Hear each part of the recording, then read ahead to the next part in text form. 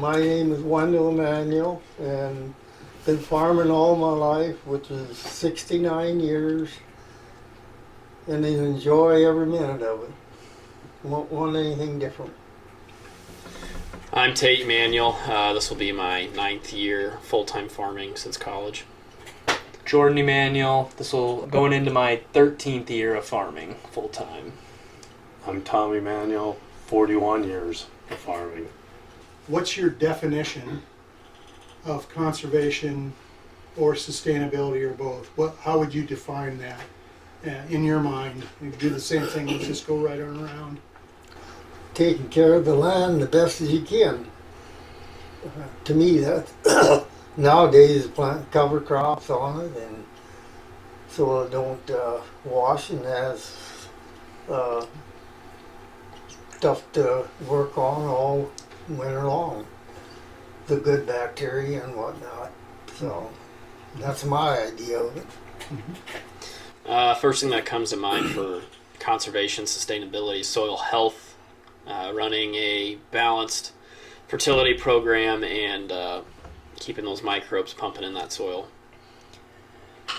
Building off of Tate, a lot of it, as we learn more about the ratios between our different nutrients, like he said, being able to balance and not just doing a flat rate spread of fertilizer that you think you need, but being able to balance those different nutrients to get the optimal soil fertility that you're shooting for optimal yield. Along with what Grandpa was saying, a lot of being able to adjust with the times as new technology comes out and we learn more about some of these practices, your cover crops, nutrient management, all that stuff, being able to slowly implement those within your operation instead of just doing it how it's always been done.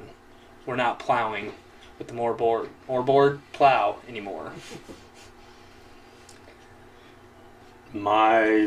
Over the years, it was always up front, put all your anhydrous or nitrogen up front. Now it's feeding the crop, in stages, through it, from start to finish. That's probably the biggest change that I've seen. And, now we're doing grids instead of just going out there and pulling core samples, 3 or 4 out of an 80. You're doing 2-acre grids or acre grids to tissue samples it's all good. You're getting more, out of using less, getting more in the end. 4 generations here today. What I'm curious about is what was, when you first started farming with your parents, with your father, what was some of the first things that you noticed that your ancestors were doing that you felt like were conservation related or something that everybody else wasn't doing? Well, I guess back in the day, the only nutrients you ever had was manure, and which is good. It still is good. Then through the years, I guess I don't lose track of years and that, but I would say 35, 40 years ago, I started putting on some liquid nitrogen with the cultivator and kind of spread it out a little bit ahead of time, and then, and then feed it a little later on. And then probably within the last 15 years, I've used cover crops on the few acres that I have. So that's quite the evolution. The biggest thing is getting away over trips over the ground. Back in the day, you plowed and harrowed and disced and then cultivated 3 times, and you wore out the ground. So and lost a lot of potential. So that's the big evolution there. Well, way back when, the terraces, Oh yeah. I cussed those things out. The bigger the equipment got, nothing matched, and man, you'd cuss them like, why don't we just take these out? you know, but then you get that 6-inch gusher, and then you know there's a reason for it. And through the years, we've done, you know, revamped them a little bit in your drop tubes and different things like that. I would say that's a big thing on the hills, and then the no-till. Well, them terraces were put in when I was a young kid. Yeah, you were. And you were. Did you put them up, plowing them up? with yeah, you had a plow with a little flinger on there, like an auger, throw it up, and that's how you made the terraces. And I custom too, because when we were walking Cockleburs, you hit them short roads, you get lost. Yeah. So. Because everything was done with the knife then, Cockleburs, and then Velvet Leaf come in. Right. Yeah. And speaking of cussing, we not necessarily cussed, but we gave Grandpa a hard time because he was putting in cover crops before your carbon programs, before your NRCS programs. He was doing it because he knew it was right for the soil to get that microbial activity going all year, and he was ahead of his time to some extent in that respect, where now we're implementing that on more acres. It helps that there's NRCS programs and carbon programs out there now, but he was ahead of this soil nutrient movement to try to feed what's already in your soil. Now there's programs out there, but Grandpa was doing it just because he knew it was good for the soil. And going off that with no-till too, I feel like you took on no-till pretty early. I hardly remember riding with you disking, you know. I mean, I do a little bit when we were young, but I remember it was about, you're the only one that no-tilled on for a while. In Dad's acres, he would work, and then it's funny, over the years, more or less and less tillage has been implemented. The only thing we could no-till was the corn following beans because of the residue. You didn't have the planters to no-till in corn stalks. Right.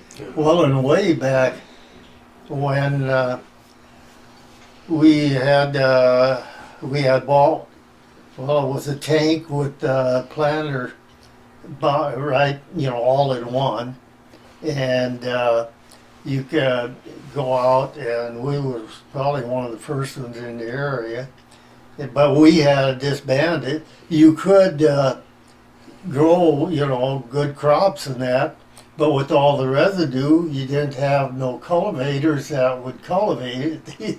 It was more like a sweep, and you didn't have the chemicals spray it. So finally, we just give it up because you just didn't have no way of handling it. Yeah. Whereas nowadays, you got the planters, and yeah, so. But that was a bad idea at that time, I guess. Good idea, but turned bad, I guess. You were ahead of your time in thinking. Now you think of today and how we can manage residue a little easier and better. And definitely. And you didn't have the residue that you do now. Yeah. right. And how much soil, Yeah. how much soil moisture we're keeping in the soil instead of just letting it go. Well, yeah. Because I was told every time you turn the soil, you lose a half-inch of moisture. So I don't know. At least. Right. Probably more than that. Well, So we talked about some of the things that you guys have done and the evolution of some of the things that you've done. Talk about some things that you look like or dream about that you want to try in the future. What has really interested you as you look at what's available now, either technology-wise or farming techniques in that same realm of sustainability and conservation? Is there things that really interest you or pique your curiosity? well, to me, a lot of times you think, how can things get any better? They're perfect now. I don't know. What more do we need? But I'm sure there's going to be innovation down the road that are useful. So, yeah. One thing is, you know, right now we have see and spray, right? We can see a weed and spray. We have that technology. It's out. Where I see that going in the future is doing that nutritionally with the plant, or using microbes or biologicals to feed that plant each plant on the fly as each plant needs it. Are we there yet? No. Do I see that maybe down the road coming? I could see that being a major benefit to farmers down the road if that technology were to come by nutritionally feeding a plant one by one. To me, that's pretty amazing that it can spot spray. I don't know how that could work, but that would be great. Right. Right. I think we're just in the beginning portions of tapping into this carbon market and what value farmers have if this is the way the general public wants to go with being sustainable or cleaning up the air. Because in the middle of the summer at peak growing season, farmers are pulling out more carbon out of the air than the rainforest is anymore. So we are the solution to this problem, not necessarily made by us. So I think that market is going to continue to grow, and I think we're going to be, hopefully we're at the table having those discussions with these leaders. That thought, the biofuels, I hope, keep increasing down the road. More ethanol to the soybeans, aviation fuel. That would be huge. We could get tapped into that market. That would be very beneficial. Because we're always trying to get more efficient. So that's more bushels. So where are all those bushels going to go? And very little is wasted of those Correct. bushels after they're processed to Right. feeds to other needs. It's not necessarily just all going to that one thing of fuel. Our feed. Correct. It's a big circle. Right. So So what haven't we talked about in the conservation or the sustainability discussion that when you think about those two topics, we haven't talked about? Are we missing anything? We've talked about the past, we've talked about the future, we've talked about the present. Is there anything we missed in talking about the conservation? You guys have a culture of conservation and sustainability on your farm because of your generation and maybe prior generations, but what haven't we talked about that you think we need to discuss? Technology and conservation kind of go hand in hand, I think, because we are conserving our resources by having the moisture probes in the soil. We're not overwatering. We're not, with having drip tape on our farm on a few fields, we are able to really eliminate that evaporation that you get from center pivots. And so we're being more efficient that way with our resources. We don't have to have as big of wells because on those drip tape farms. And then with the drip tape, we're able to not necessarily put fertilizer out during the non-growing season. We're able to spoon feed that plant through the year, not just with the nitrogen, but with all your other nutrients that it needs at the correct time. First thing that comes to mind, when you talk about sustainability and conservation is the ROI. I mean, yes, it's good for the soil, but what dollars are we saving and gaining in the end? We're building a balanced soil. We're letting the soil go work for us, but that's also money back in our pocket is kind of the big thing. Once you can find a system that works for you, there's some bumps along the road and some hiccups maybe you'll learn, but if you keep working at it, I think most operations can find a sustainability or conservation practices to fit their operation. The markets aren't getting any less volatile, so to learn through trials what we can control on our end, trying to eliminate high fertilizer prices by spoon feeding and doing that sort of stuff to help our bottom line is what we're really trying to do. I think the drip tape is through the years. I don't know, it's this 5th year, 6th year, doesn't matter. 7th. I think as the years go by, water's always been important. I think it's going to be more of an issue in the future. So that drip tape is, you talk about efficiency, that's crazy. Like we said, we eliminated a bunch of power units, submersible pumps, probably half the horsepower to pump those same acres, and yeah, it's about as efficient as you can get. Well, that's one thing I've maintained. Water is going to be the big fight down the road. Yeah. And yeah, it's just, and I don't know, I just read that article, you probably read it. I don't know what percentage of the earth is dry. Yeah, can't raise crops. You know, All life on Earth requires water, and as time goes on, it's going to become a more precious resource. Commodity, yeah.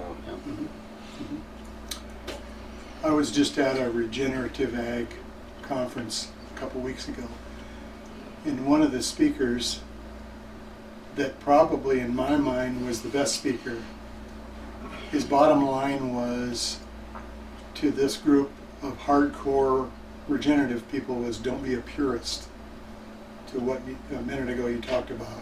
There's things that make sense, but there's things that have a really poor ROI. So don't be a purist. Is there anything that you guys have tried, conservation or sustainability wise, that you struggled with making money at, that you adjusted or adapted to your operation to make sense? Does there anything come to mind? I could write a book on that one. Curious if something comes to your mind.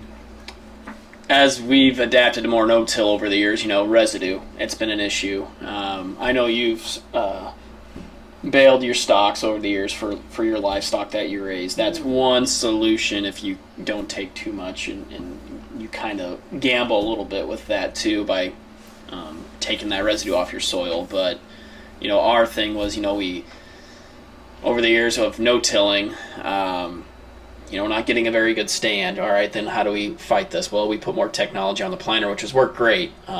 It's helped that problem, and then starting to do more no-till or strip till, doing more strip tills helped us eliminate that problem a little bit, and then that also being more efficient with your fertilizer. I would say that's the first thing that comes to mind is having poor stands. We've had that in the past, and now looking at biologicals to digest that residue that's on the ground, and how do we turn that back into fertilizer dollars in our pocket.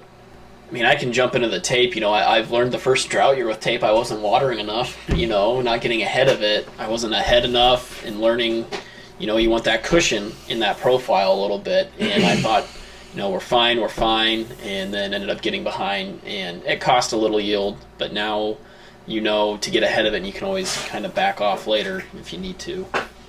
It wasn't necessarily a fail, but when we started using or doing more tissue samples, you don't like having to write that check out every couple weeks for any part of it. If you have to hire someone to go out and take the tissues for you, or if you go do it, there's still an expense occurred with that. But being able to build up what nutrients we're deficient at what stage, and what stage they need to be high in phos or high in potassium, and being able to get ahead of that curve so that we're not trying to play catch up, and then at that point you're already losing yield anyway.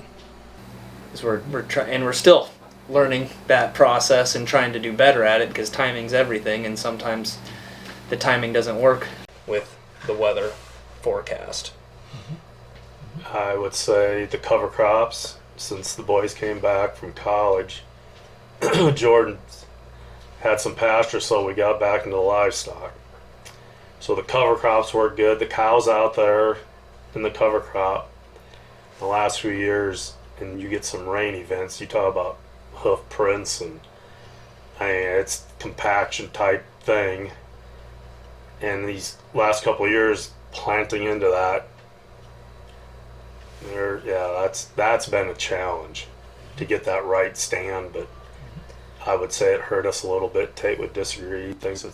I think it's great when you have a low stand of beans, but So we might in the future, maybe go strip till in the spring and then plant in that strip till just to break up that compaction. I mean, that's another subject, compaction. You're not supposed to have that with livestock out there, but And I don't think you necessarily do. There's been studies done with Well, I grazing, know. but it's the ununiform seed bed. It's the little holes Right. here, it's there, the whole, yeah, you everywhere. got those, Well, and a couple of years ago, white mold was such an issue. So I think going into this next year, we're going to be making more maps on where we know we have bad white mold pockets. Making your variable rate seeding within the planter to shut down half that planter, so that we're to 30-inch beans in spots, and then back to 15 for better weed control back in the not the heavy pressure of white mold in those areas. Mm-hmm. So I'm going to switch gears a little bit. You guys have already started talking a little bit about irrigation, but I want to step back to the beginning again and talk about when you first started farming. Did you have irrigation? What did the irrigation look like? And as you stepped through the generations on your farm, how did the irrigation look as you got involved, as you guys got involved? So start with, what did the irrigation look like when you started farming? And I loved it when we lived in the hills at the bottom down there. They what they did, they just made they had a plow like that, V plow, and the water would run down there, and then they'd use siphon tubes to put it in to get the water out. And then it started a few pivots, and gosh, I liked them because when we were baling straw and going down the road with the tractor, open tractor with the bales behind you, to get into that water and cool off, that was great. But yeah, that's about the way it started. Is just the bottom, bottom ground and level ground is the only place they irrigated. So it's a big change. the pivots. Before that, the tow lines. Oh yeah. Oh my, picking them up, go a quarter mile over, relay it. It was like milking cows. Every 12 hours you hooked onto them and pulled them back and forth. You think of that to, gravity. I had a lot of gravity with the pipe, and a lot of those small fields went to drip because pivots just won't work in there very good. So the drip take really well on those acres. Really come a long way. Since I came back and started farming, the advancement in being able to fertilize through the different irrigation systems has really picked up. Being able to to fertilize through the irrigation system during the growing season is a much bigger deal now than it was 12 years ago. And just knowing when to irrigate, growing up, we had flood irrigation, so you were kind of at the mercy of always making sure it was on and running because you didn't want to get behind. But then as we've evolved to pivots and drip tape, moisture probes have been a big helpful tool on our farm because even pivots and tape, for that matter, you can over irrigate, and pivot wise you can hurt yourself by over irrigating, and obviously you're wasting dollars by doing that. But the technology to be able to make those decisions, how much and when, and use the weather forecast to your advantage of, do we have time to wait till this chance of rain comes? Can we save that pass? That technology has been a major beneficial tool. Mm-hmm. So you guys alluded to it a little bit, but I'd like to revisit the question of, you kind of started with dryland farming, and then you started to flood irrigate. What problem were you trying to solve with each of those steps? So you didn't irrigate, then you flood irrigated, so you were trying to solve a problem. What problem was that? And then when you switched to, from flood irrigation to tow line, to pivot, to drip, what problem were you trying to solve? Or maybe what is the reason why you changed or evolved from that beginning of no irrigation to flood to toe line to pivot to drip. That's 5 steps.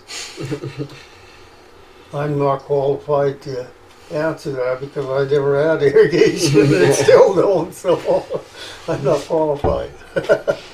I would say, yeah, when I started farming, it was all a lot of 8-inch pipe to 10-inch pipe. Gravity irrigating. Gravity irrigating, and you talk about inefficient way to do it.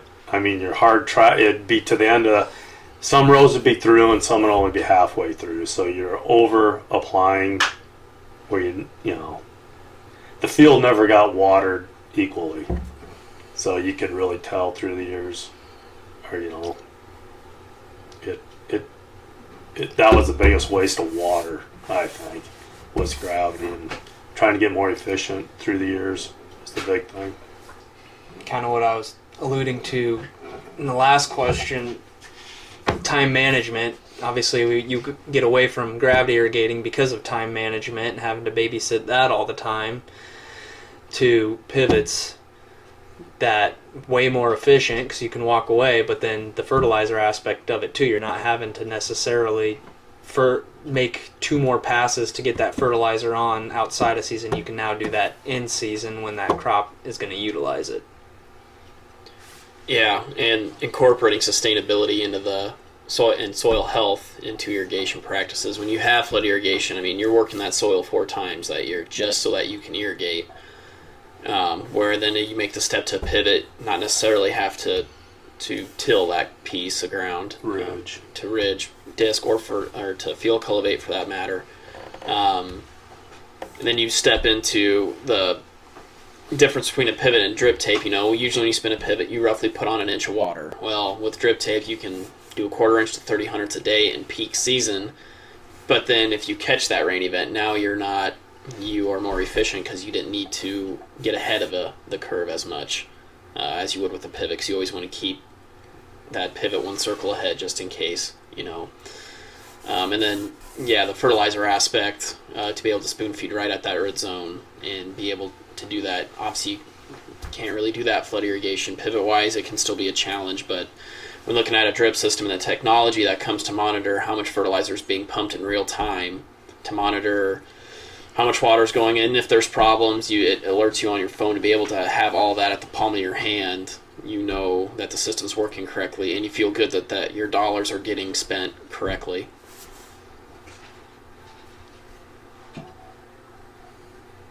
Excellent. So we talked about the past, we talked about the present. So as this evolves toward the future, what excites you the most about the drip acres that you do have? And will it be likely that you'll continue to evolve into more drip? Or, I'm not trying to pressure you to say you will, but just what excites you about the possibility of that transformation towards drip irrigation, and what does that bring to you that makes you want to take a look at it? Grandpa? Efficiency, I guess, is number 1. Yeah, profitability, I guess, after you get paid for it. Before we're done farming, probably not you, but before Tate and I are done farming, we more than likely will be allocated gallons per acre on all of our farms. We're not to that point yet, but in our area, but I'm guessing we will be. And so then it's going to be making every inch you put out there count and at the right time. And at that point, that's where you probably will be looking to potentially increase your drip acres, because it is way more efficient than even a center pivot. As time goes on, I think we'll be incentivized to put less fertilizer on as well. So yeah, you're saving money, or you're saving gallons of water, but putting less fertilizer on because you can spoon feed different things at different times when the crop needs it. Anytime we're looking to expand irrigation, drip tape will be a part of the conversation of, does this fit here? Does this pay well? Most of our dryland pieces, if we can get drip tape on them, great. Just because if there's a water issue there, drip tape is very much a contender to fit that piece of ground and the odd shape, and then just the the sustainability and the efficiency of it.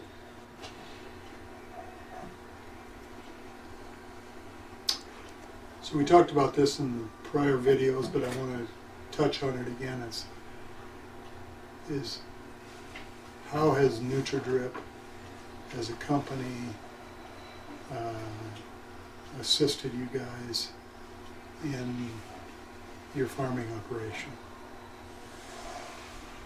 I think when we started drip tape and just really starting to wrap our heads around how drip tape works, not being scared of running drip tape as our main irrigation source, NutriDrip has, which I don't think I realized was going to happen, but it has. NutriDrip has really crossed over even from just drip tape now to, they don't necessarily work with us, but the ideas and practices that we're doing through the drip tape has now crossed over into how we're handling fertigation passes through pivots or passes with Y dropping, where we're not afraid to try to spoon feed that crop with different products in season if the tissue samples are calling for it or the soil samples. So them being open to, for us bouncing questions off of them about running this through a Y drop bar and being open to that idea has really helped us on our full operational scale anyway. Yeah, I didn't know at the time when the first piece of drip tape went in. I didn't realize NutriDrip would be there for the agronomy side as much as they have been to bounce new ideas off, try different things to go full farm with it. I mean, we don't have another irrigation company that we work with that offers the agronomy services that NutriDrip does. To start when the plant is just, or when the seed's being planted, to all the way to harvest, decisions we make, and then how do we implement new ideas next year, and how can we take that even into the pivot irrigated ground that we have? How can we get better at what we're doing while increasing yield and profitability? NutriDrip's been a part of that decision-making process. Opened our eyes to a lot of things. Because whether Grandpa knows it or not, we've implemented some of the ideas from drip tape when we're Y dropping on his farm and seeing if it plays out. Yes. Yeah. So as you think about what you want to do next year and into the future, how does NutriDrip fit into that? What things could we do as NutriDrip that would assist you guys in your operation? Continuing to have a really good channel of communication back and forth, because you guys are really good if we have a question about running a certain product either through the drip tape or if it's better to Y drop it, what nutrients, what it can't mix with, if we're going after calcium, how are we going to change this or affect this in season. It's tough to do, but we're trying different things and we have different ideas, and if you guys don't know, you're going to make phone calls to try to figure out a solution to this problem. And I think that needs to continue to evolve as we go forward in different ways, because with your Y drop bars and drip tape through the pivots, there's different ways to handle different nutrient deficiencies, and so being able to learn as we go forward is going to be big. I think it's to stem off the communication side. It's having that network. NutriDrip works with a lot of different growers who try, I think, a lot of different things like we do, and it's maybe we have an idea that's been tried somewhere, and NutriDrip having that communication saying, well, maybe let's not try that, that's been done, but that's not to say it won't work on your farm, but here's what we've seen, here's maybe how to tweak it, and here's how it can maybe fit on your farm. Having some of those answers to our questions has been helpful, and I think going forward that'll be a big tool. So I don't have any more formal questions. Do you guys think of anything that we have not captured? I guess, can you think of something that we haven't talked about that you think is important to share? Things that you've learned, things that you've observed, things that you're curious about? This is a grandpa question, is what it sounds like. Yeah. Don't put it all on me. Oh yeah. It's beautiful to see. This is one of the reasons why when I met you during harvest and we talked at Husker Harvest Days with you and your wife about how the culture of conservation and the culture of not being afraid to try new things. This is why we're here today. So I guess I'm curious. I probably didn't hear everything that you guys were trying to say. Have we missed talking about anything that you think is important? Whether we've acknowledged it or not, our fearlessness of trying new things, I think, comes from Grandpa. To be Right. honest, because he wasn't afraid, even if it cost him money, to do what he thought was right for the soil and to do right by the soil. And so I think that went into Dad wasn't afraid to try new things, and you don't have to try it on every acre, but to try it, see if it works, learn from it, and then expand off of it if it's worth expanding. I'd agree. You know, I look at Grandpa and Grandma's place and in the history that's there. You know, I look at the harvest store, and that was, you know, something at your beginning of the time for, right? You implemented that when they were coming out, and then some of the livestock ideas you've had over the years with cattle and hogs, you were kind of you were willing to try it. You read it somewhere or thought of it, or if we go into your shop, the amount of things you think of to build and weld is unbelievable. Whether it's something simple to help you around the house or on the farm, I'd say that fearlessness and willing to try something big or small started with Grandpa. Dad has done that throughout the years in his farming career of different practices or, you know, trying different things to make money. And then I would say it started with Grandpa. Maybe that started with Great Grandpa. I don't know. I never met him, but No. I don't know if he was similar in that thinking. To a certain extent, yeah. So, yeah. Well, it's a culture of there's something to gain from learning something new from every encounter that you have with someone, that to try to gain your knowledge base, that there's something you can always learn something. Essentially, you're never too old to stop learning, right? You got it there. Yeah. Yeah. Tom, when I first arrived here, we were standing outside talking about, we're close to a similar age, and you started farming in the 1980s. I'd like to have you, if you remember what we talked about, you know, some of that, what was it like to start farming at that period of time? And what were keys to continuing to survive maybe through that time, or, you know, growing and having something to pass to the next generation? Yeah, it was the 80s were trying times. I mean, there's always, you know, the trying times, but coming out of college, I remember my first loan was 21% interest.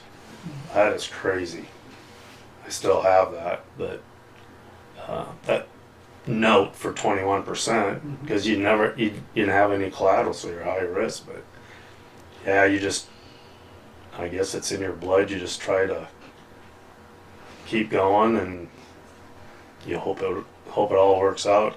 Sure, Dad's been through all that too. You know, the ups and downs, and that's any business. You just hope you can survive the bad ones, and you learn from them, I guess. And That was a tough time with the interest like it was. And to us, milking cows, the big outing for us was to go to church on Sunday. That was, you couldn't afford to do anything else much.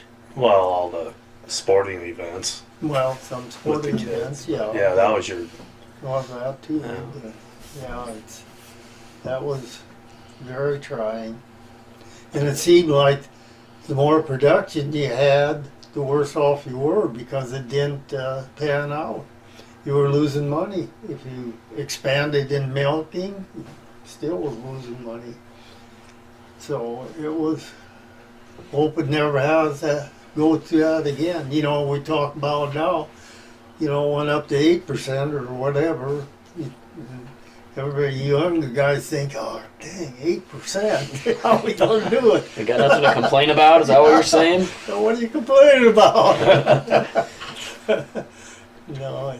I just hope it never gets that bad again. So, Was raising 8 kids a trying time? pardon? Was raising 8 kids Oh. a trying time? No, that was a lot of fun. Oh. There we could go to a basketball game or something. That's right, or yeah. a baseball game, so that helped. So, So you talked about, Wendell, you talked a little bit about the trying times, and sometimes the solution to a difficult time wasn't necessarily expansion, it was efficiency or something else. What are some things that come to your mind when you think about those tough times? What got you through those tough times to be able to get to better times and try something new? I guess just the resolve that you gotta somehow get through it and just push forward, and that's all you could do. I mean, there was no real solution to it. Just kind of hopefully you could wait it out and maybe times you get a little better. That's about all you could do. The worst part is, like in our case, if you owned enough ground, you could probably sit back. But at that time, we were expanding. We bought some ground and whatnot. When you got money a little easier before the bad time, so we expanded and bought some ground, and that's about what took us down was the debt. I don't know. Yeah, it's kind of like now, with the land prices and everything, it's pretty crazy. Yeah. You make more of what you got, and you can say that's where drip tape also fits into that picture, is squeeze what you can out of what you got. I love what you have. Right. Get better with what you have. So outgrowing a problem isn't necessarily always the solution, it's the efficiency. Right. Mm-hmm. Excellent. Excellent. You guys offer anything more? I'm flat out of questions. You guys Yeah. hit another home run, another grand slam. Unless you're gonna put drip tape in all of Grandpa's acres and pay for the well to go in there too. We can talk for another hour if that's in the deal. Might need to offer your editors a bonus after that one, but All I know is they have tremendous material to work with. You guys did. We'll give you content. Not saying it's good content. Just skip me out. I didn't even want a beer. It's fantastic, fantastic stuff. Like I said, this is. So I just feel blessed that I can still be a part of, hopefully, an asset. I just love working with you guys, and I just hope I can keep going a few more years. We're lucky to say that we have an 86-year-old grandpa that still helps us on a daily basis on the farm. So all right. I enjoy every bit of it. I hope someday I can be to that age and still in as good a shape as you are. Yeah, it's been a blessing, no doubt. Yeah, and that generation, I mean, you talk about grit. Holy smokes. Tate and I are blessed that the sacrifices that Grandma and Grandpa made, and then Mom and Dad allowed us to be able to to farm. get back here. Right. Well, it takes generational. But how many people my age get an opportunity like this to work with you guys? I mean, most of the farm kids are going and getting jobs and stuff, Well, and they don't get a chance to work. If I Vice- didn't work with you guys, what would I? vice versa, the amount of hours we've got to spend and learn from you Right. that normal guys our age that haven't spent the a quarter of that time with their grandpa Right. because Learn the family they see him at history. holidays and that's it. And to have a working relationship with you is been So- beneficial.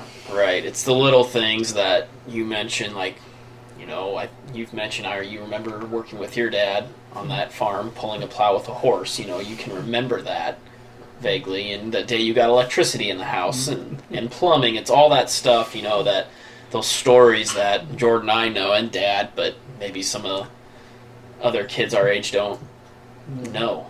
Well, then I remember you and we got the GPS. And you go, what in the world are you spending? The first thing, how much did that cost? Well, I wasn't truthful. I was maybe half. Why would you ever do that? Now when he comes to work, that tractor better have that GPS so they're out in the hand in there. I mean, so it's just that whole... Again, trying new things. Yeah, trying out new of things. He's not afraid to learn, and Yeah. And not too many 86-year-olds can navigate a John Deere GPS screen. Yes. So, yeah, now he can read his magazine going across the field. Don't fall asleep because it don't turn on you. So we have to turn up the beep, beep, beep, beep, beep. But you ever think you'd ever see that? No way. Did you ever think you'd see tractors that'll drive by themselves? Yeah, that'll be the next thing. Well, thanks again, guys. Yeah. And you guys have a blessed holiday. you as well. Well, It's been a great year to work with you guys, and We're excited to keep moving forward and keep learning.